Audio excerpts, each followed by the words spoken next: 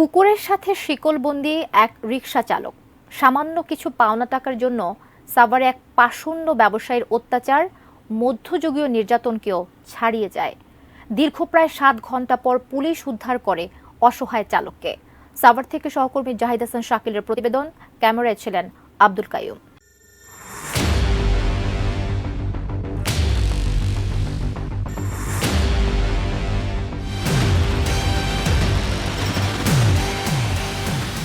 কুকুর ও রিকশাচালক রবিউল ইসলাম একই শিকলে বাঁধা।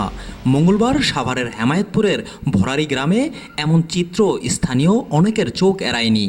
কিন্তু সকাল ৭টা থেকে দুপুর পর্যন্ত এভাবে নির্যাতিত হলেও কারো কোনো প্রতিবাদ ছিল না।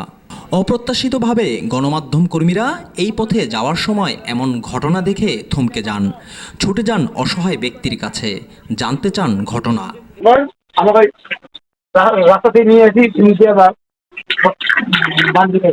সামান্য ৩,০০০ টাকার জন্য অমানবিক এই নির্যাতনের খবর দেওয়া হয় পুলিশকে।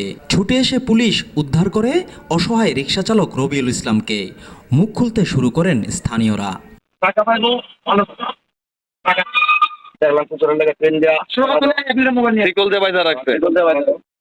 গণমাধ্যম কর্মীদের উপস্থিতি টের পেয়ে আগেই চম্পট দেয় অভিযুক্ত ভাঙারি ব্যবসায়ী মামুন।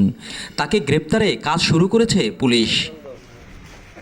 Zahid Hasan Shakil, ATN news, Savar.